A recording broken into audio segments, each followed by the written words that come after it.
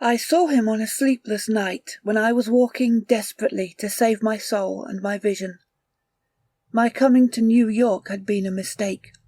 For whereas I had looked for poignant wonder and inspiration in the teeming labyrinths of ancient streets that twist endlessly from forgotten courts and squares and waterfronts to courts and squares and waterfronts equally forgotten, and encyclopean modern towers and pinnacles that rise blackly Babylonian under waning moons, I had found instead only a sense of horror and oppression which threatened to master, paralyze, and annihilate me. The disillusion had been gradual. Coming for the first time upon the town, I had seen it in the sunset from a bridge, majestic above its waters, its incredible peaks and pyramids rising flower-like and delicate from pools of violet mist to play with the flaming golden clouds and the first stars of evening. Then it had lightened up window by window above the shimmering tides where lanterns nodded and glided and deep horns bayed weird harmonies, and itself became a starry firmament of dream, redolent of fairy music, and one with the marvels of Carcassonne and Samarkand and El Dorado and all glorious and half-fabulous cities. Shortly afterward I was taken through those antique ways so dear to my fancy, narrow, curving alleys and passages where rows of red Georgian brick blinked with small-paned dormers above pillared doorways that had looked on gilded sedans and panelled coaches. And in the first flush of realization of these long-wished things, I thought I had indeed achieved such treasures that would make me in time a poet.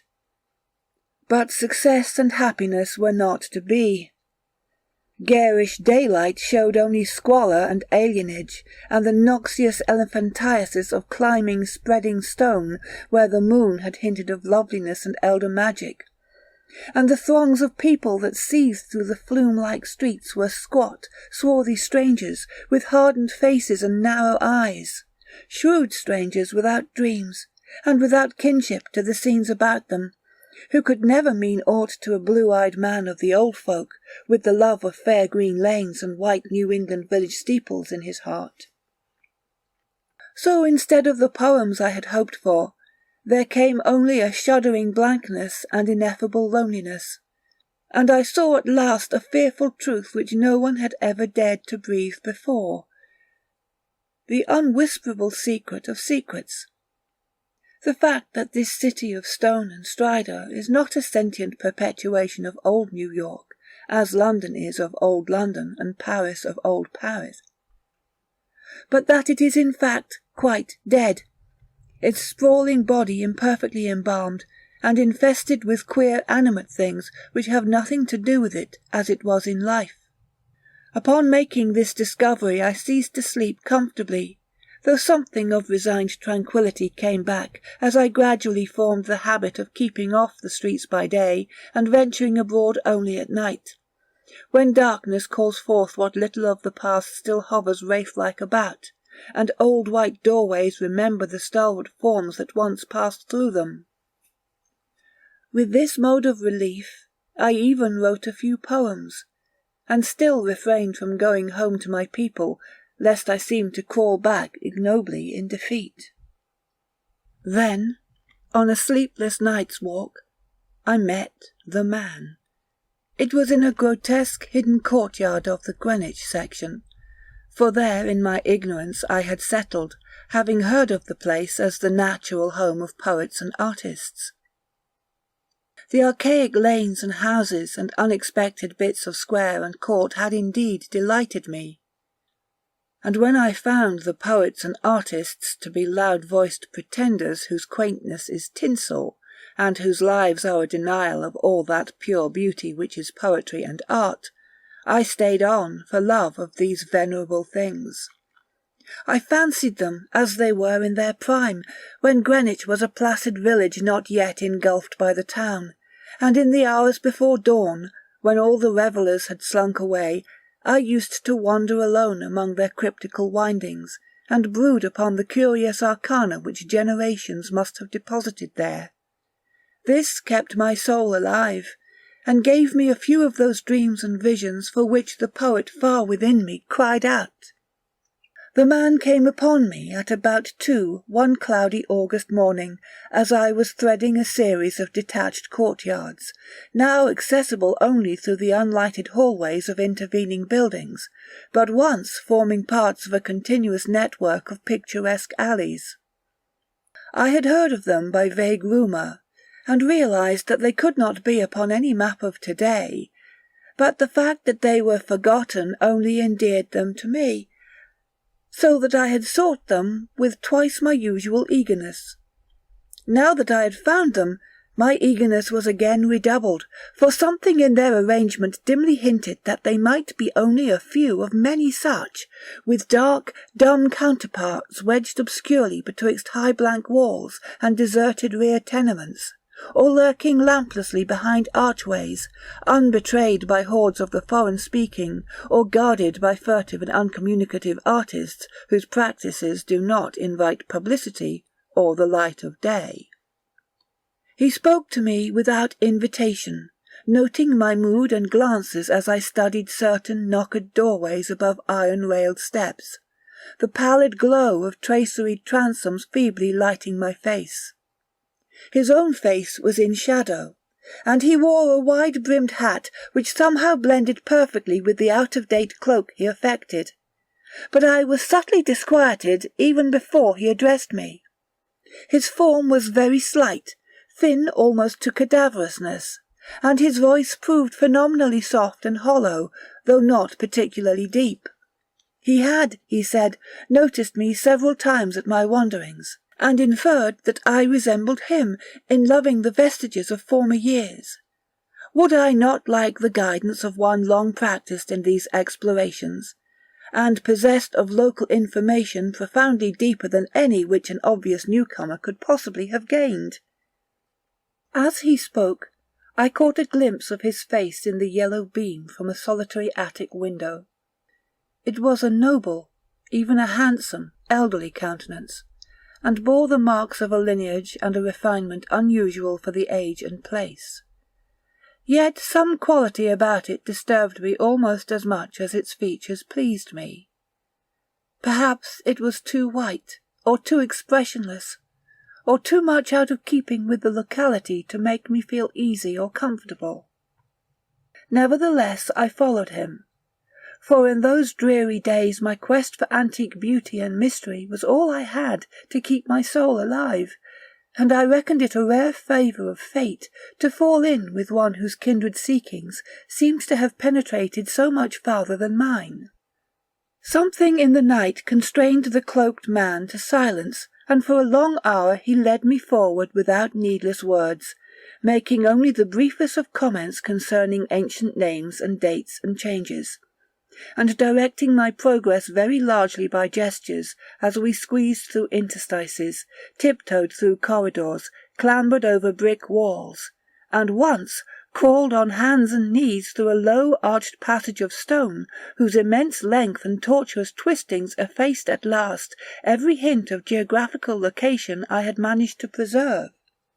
The things we saw were very old and marvellous, or at least they seemed so in the few straggling rays of light by which I viewed them, and I shall never forget the tottering Ionic columns and fluted pilasters and urn-headed iron fence-posts and flaring linteled windows and decorative fanlights that appeared to grow quainter and stranger the deeper we advanced into this inexhaustible maze of unknown antiquity. We met no person, and as time passed the lighted windows became fewer and fewer. The street lights we first encountered had been of oil, and of the ancient lozenge pattern. Later I noticed some with candles, and at last, after traversing a horrible unlighted court where my guide had to lead with his gloved hand through total blackness to a narrow wooden gate in a high wall, we came upon a fragment of alley lit only by lanterns in front of every 7th house.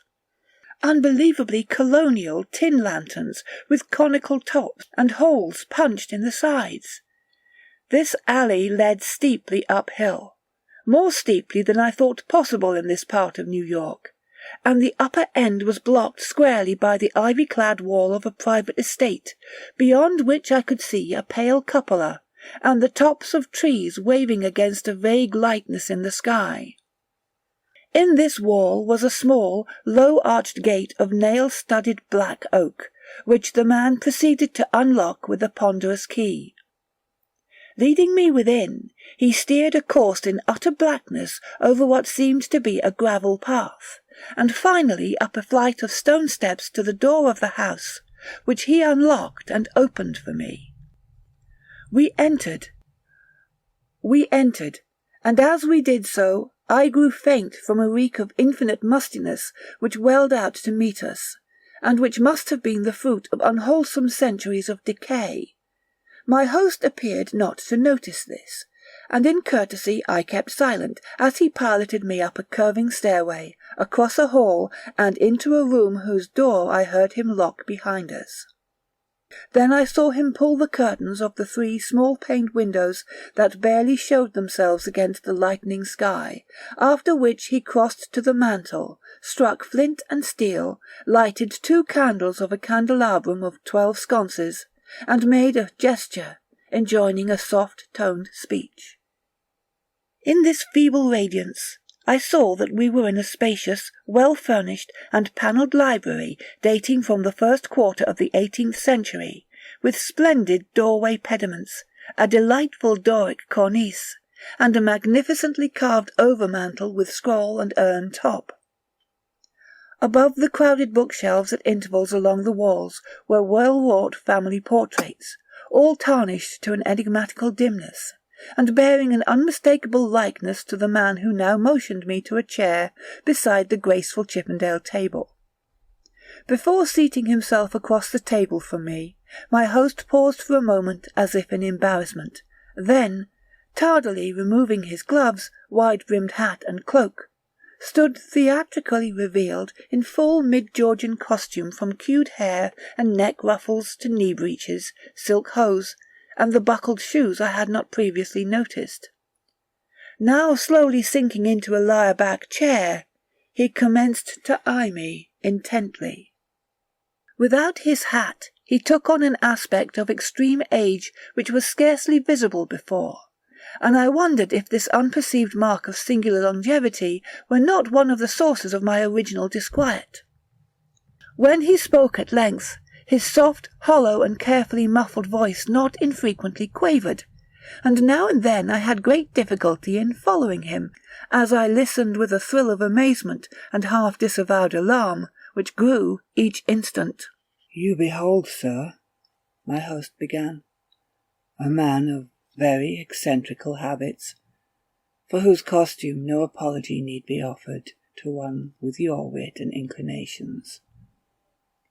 Reflecting upon better times, I have not scrupled to ascertain their ways and adopt their dress and manners, an indulgence which offends none if practised without ostentation. It hath been my good fortune to retain the rural seat of my ancestors, swallowed though it was by 2 towns, first Greenwich, which built up hither after 1800, then New York, which joined on near 1830. There were many reasons for the close keeping of this place in my family, and I have not been remiss in discharging such obligations. The squire who succeeded to it in 1768 studied certain arts and made certain discoveries, all connected with influences residing in this particular plot of ground, and eminently deserving of the strongest guarding. Some curious effects of these arts and discoveries I now purpose to show you, under the strictest secrecy, and I believe I may rely on my judgment of men enough to have no distrust of either your interest or your fidelity." He paused, but I could only nod my head. I have said that I was alarmed, yet to my soul nothing was more deadly than the material daylight world of New York, and whether this man were a harmless eccentric or a wielder of dangerous arts, I had no choice save to follow him and slake my sense of wonder on what he might have to offer. So I listened. To my ancestor, he softly continued, there appeared to reside some very remarkable qualities in the will of mankind, qualities having a little suspected dominance not only over the acts of oneself and of others, but over every variety of force and substance in nature, and over many elements and dimensions deemed more universal than nature herself. May I say that he flouted the sanctity of things as great as space and time, and that he put to strange uses the rights of certain half-breed Red Indians once encamped upon this hill. These Indians showed choler when the place was built, and were plaguy pestilent in asking to visit the grounds at the full of the moon. For years they stole over the wall each month when they could, and by stealth performed certain acts. Then, in 68, the new squire catched him at their doings, and stood still at what he saw. Thereafter he bargained with them, and exchanged the free access of his grounds for the exact inwardness of what they did, learning that their grandfathers got part of their custom from red ancestors, and part from an old Dutchman in the time of the States General. And, pox on him, I'm afeard the squire must have served them monstrous bad rum, whether or not by intent. For a week after he learnt the secret, he was the only living man that knew it.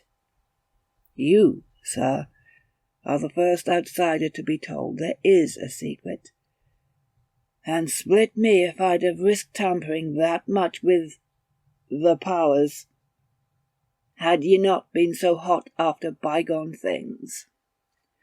I shuddered as the man grew colloquial, and with familiar speech of another day, he went on, but you must know, sir, that what the squire got from those mongrel savages was but a small part of the learning he came to have.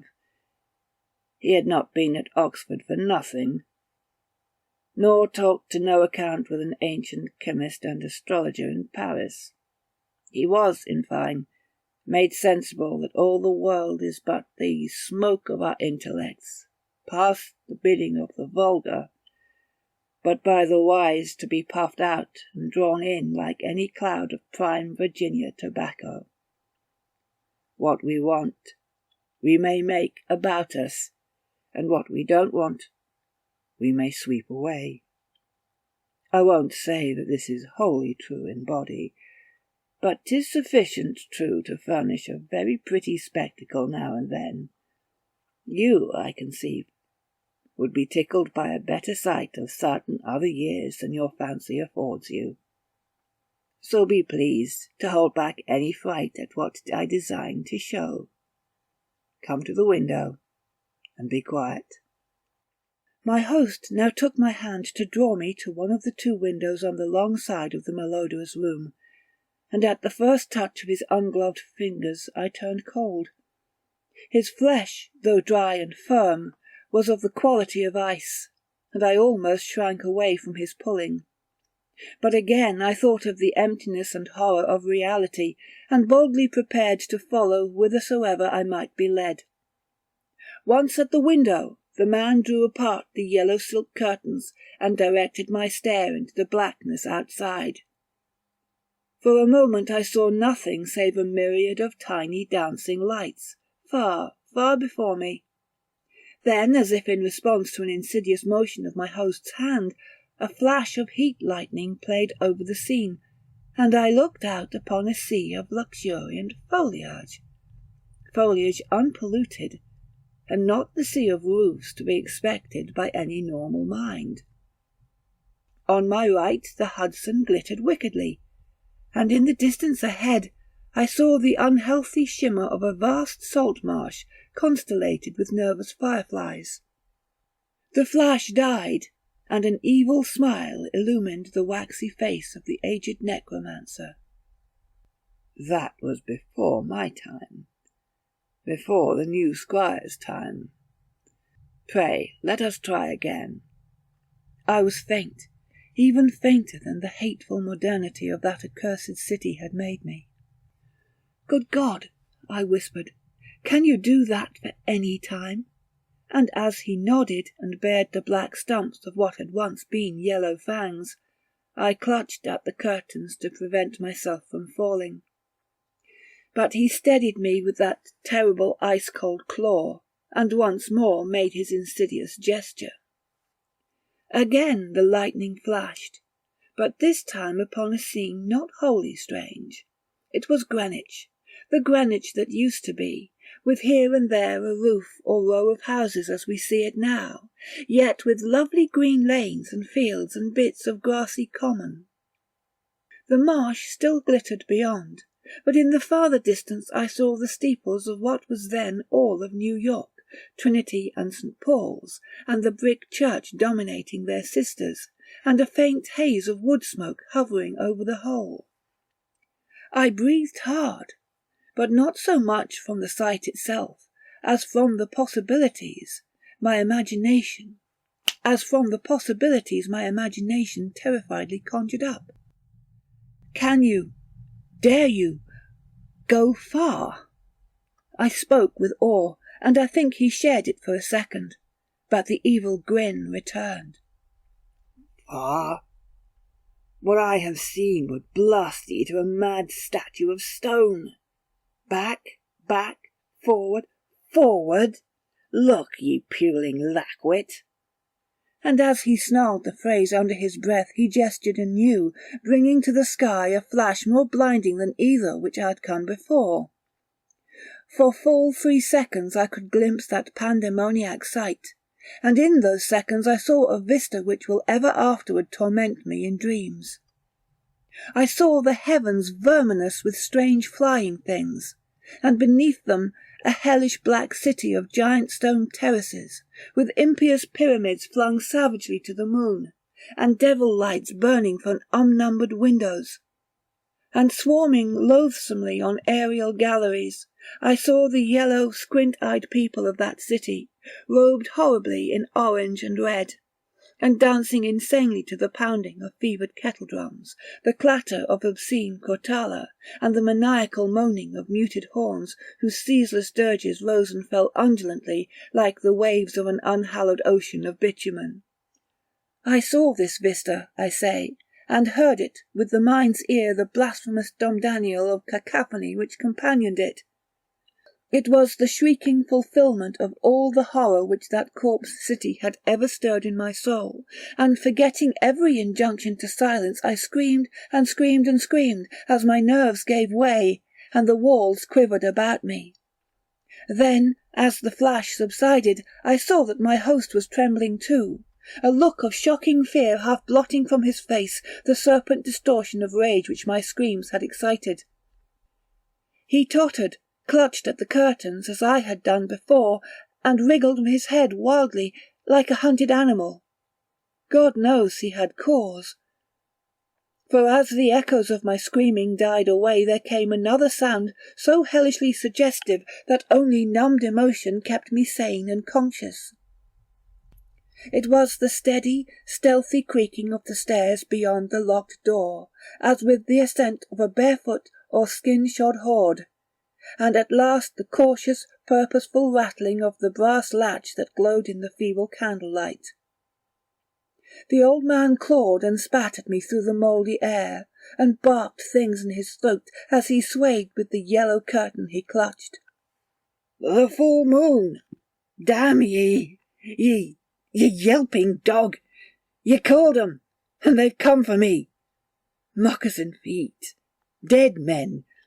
Gad, sink ye, you red devils, but I poisoned no rum of yours. Hadn't I kept your pox-rotted magic safe? Ye swilled yourselves sick, curse ye, and ye must needs blame the squire. Let go, you, unhand that latch, I've naught for ye here. At this point, 3 slow and very deliberate raps shook the panels of the door, and a white foam gathered at the mouth of the frantic magician. His fright, turning to steely despair, left room for a resurgence of his rage against me, and he staggered a step toward the table on whose edge I was steadying myself. The curtains, still clutched in his right hand as his left clawed out at me, grew taut and finally crashed down from their lofty fastenings, admitting to the room a flood of that full moonlight which the brightening of the sky had presaged. In those greenish beams the candles paled, and a new semblance of decay spread over the musk-reeking room with its wormy panelling, sagging floor, battered mantel, rickety furniture and ragged draperies. It spread over the old man, too, whether from the same source or because of his fear and vehemence. And I saw him shrivel and blacken as he lurched near and strove to rend me with vulturing talons. Only his eyes stayed whole, and they glared with a propulsive, dilated incandescence which grew as the face around them charred and dwindled. The rapping was now repeated with greater insistence, and this time bore a hint of metal. The black thing facing me had become only a head with eyes, impotently trying to wriggle across the sinking floor in my direction, and occasionally emitting feeble little spits of immortal malice. Now swift and splintering blows assailed the sickly panels, and I saw the gleam of a tomahawk as it cleft the rending wood. I did not move, for I could not, but watched dazedly as the door fell in pieces to admit a colossal, shapeless influx of inky substance, starred with shining, malevolent eyes. It poured thickly, like the flood of oil bursting a rotten bulkhead, overturned a chair as it spread, and finally flowed under the table and across the room to where the blackened head with the eyes still glared at me. Around that head it closed, totally swallowing it up, and another moment it had begun to receive, bearing away its invisible burden without touching me, and flowing again out of that black doorway, and down the unseen stairs which creaked as before, though in reverse order. Then the floor gave way at last, and I slid gaspingly down into the nighted chamber below, choking with cobwebs and half-swooning with terror. The green moon, shining through broken windows, showed me the hall door half open, and as I rose from the plaster-strewn floor and twisted myself free from the sagged ceilings, I saw sweep past it an awful torrent of blackness, with scores of baleful eyes glowing in it. It was seeking the door to the cellar, and when it found it, it vanished therein. I now felt the floor of this lower room giving as that of the upper chamber had done, and once the crashing above had been followed by the fall past the west window of something which must have been the cupola. Now liberated for the instant from the wreckage, I rushed through the hall to the front door, and finding myself unable to open it, seized a chair and broke a window, climbing frenziedly out of the unkempt lawn where moonlight danced over yard-high grass and weeds. The wall was high, and all the gates were locked, but moving a pile of boxes in a corner I managed to gain the top and cling to the great stone urn set there. About me in my exhaustion, I could see only strange walls and windows and old gambrel roofs. The steep street of my approach was nowhere visible, and the little I did see succumbed rapidly to a mist that rolled in from the river, despite the glaring moonlight. Suddenly the urn to which I clung began to tremble, as if sharing my own lethal dizziness, and in another instant my body was plunging downward to I knew not what fate. The man who found me said that I must have crawled a long way despite my broken bones, for a trail of blood stretched off as far as he dared look. The gathering rain soon effaced this link with the scene of my ordeal, and reports could state no more than that I had appeared from a place unknown, at the entrance of a little black court off Perry Street. I never sought to return to those tenebrous labyrinths, nor would I direct any sane man thither if I could. Of who or what that ancient creature was, I have no idea, but I repeat that the city is dead and full of unsuspected horrors. Whither he has gone, I do not know, but I have gone home to the pure New England lanes, up which fragrant sea winds sweep at evening.